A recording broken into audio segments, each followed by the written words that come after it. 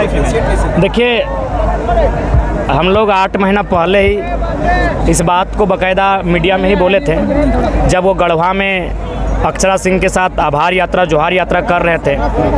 तो आप उनसे यही कहा था कि अगर आपको लगता है कि इस आभार यात्रा जोहार यात्रा के आप हकदार हैं और जनता के बिना दबाव के कारण आप 1932 को लेके आए हैं, तो आप धनबाद, बोकारो, गिरिडीह, हजारीबाग, रामगढ़ आइए और जनता की भीड़ आपके विपक्ष में जाकर आपको बता देगी कि कितना आभार यात्रा में आपका योगदान है या जनता का प्रेशर है। ये 8 महीना पहले ही कहा था, तो इसलिए आज की सभा 8 महीना पहले से तय थी। हाँ, इससे पहले भी नावाडी आए थे, चूँकि नावाडी भले विधानसभा एक है, लेकिन नावाडी स्वर्गीय जगन्नाथ महतो शिक्षा मंत्री उनका पैतृक प्रखंड है और हम लोग कहें नहीं वहाँ नहीं, उसके बाहर जहाँ भी कार्यक्रम होगा वहाँ, और मुख्यमंत्री को उनको ना हम काला झंडा दिखाएंगे, ना उनके खिलाफ नारेबाजी करेंगे, ना ही किसी प्रकार का हुड़दंग करेंगे, ना ही कोई अराजकता की बात करेंगे। हम लोग सीधा सीधी एक छोटी सी सभा बुलाएंगे और जनता को ये भी संदेश देंगे, और जनता जब वहाँ आ जाएगी तो ऑटोमेटिक उनको संदेश जाएगा कि आप गिनाने आए हैं लेकिन वास्तव में बेच के आए हैं। वो आके कह रहे हैं धोती लुगा साड़ी योजना, और हमारे शिक्षक बहाली में 3600 टीचर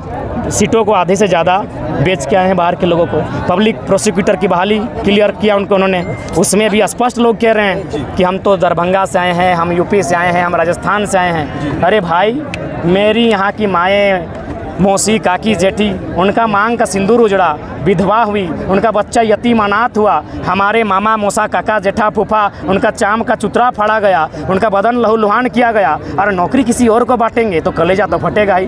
तो वो आ रहे हैं अपना एक ऐसी उपलब्धि गिनाने जो हमारी नहीं। हाँ, आपने नौकरी दिया, अभी रघुवर सरकार की ही नौकरी थी, लेकिन दिया भी तो किनको दिया, जिनका इस राज्य से कोई सरोकार नहीं है। आप आके गिना रहे हैं, हम क्या करेंगे? हमारे बच्चे कहाँ जाएंगे?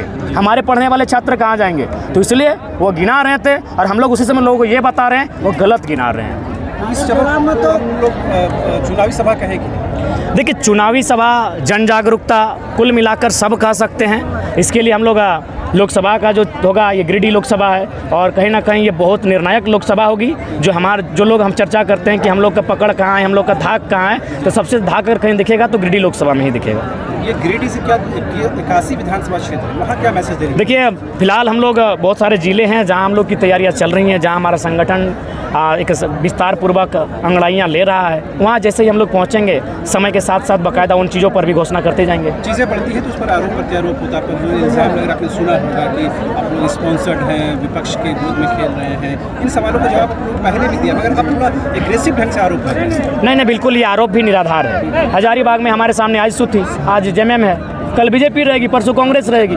हमारी लड़ाई सबके खिलाफ है जिन्होंने इस राज्य में रूल किया है, और बाकायदा आप तो सबकी खामियों को उजागर कर रहे हैं, उदाहरण दे देकर सबकी खामियों को उजागर कर रहे हैं। किस प्रकार शिक्षा में हमें दबा कर रखा गया है, रोजगार में दबा कर रखा गया है, किस प्रकार हमारे ज़मीनों का अधिग्रहण किया जा रहा है, बाकायदा सारी चीज़ों को हम लोग लॉजिकली बता रहे हैं। तो ये क्या लगता है, अभी तक जो समर्थक जुटे हुए हैं, ये क्या तमाम राजनीतिक दलों के लिए माथे में शिकन लाने? बिल्कुल, माथे में शिकन नहीं तो आप बताइए, भारत के संविधान में ऐसा कहीं नहीं है कि कोई अगर वीआईपी पर्सन सभा करे तो आप 5 किलोमीटर की दूरी में सभा नहीं कर सकते। भारत के संविधान में कहीं नहीं है, सभा करने का सबको स्वतंत्रता है, लेकिन बाकायदा प्रशासन के द्वारा रोका जा रहा है, तो डर तो है और बिल्कुल दिखेगा। खासकर छोटानागपुर में तमाम राजनीतिक पार्टियों को जिन्होंने झारखंड को बारी बारी से लूटा है, उन्हें सबसे पहले डर का आघात छोटानागपुर से ही होगा। आप क्या देखते हैं डुमरी बाई इलेक्शन में क्या? देखिए, हम लोग अभी फिलहाल चूँकि माननीय शिक्षा मंत्री जैसा भी थे, झारखंडियत को लेकर कट्टर थे, एकमात्र शख्स थे जो खुले मंचों पर कहते थे बिहार में बिहार के टीचर, यूपी में यूपी के टीचर, तो झारखंड में झारखंड के टीचर क्यों ना हो।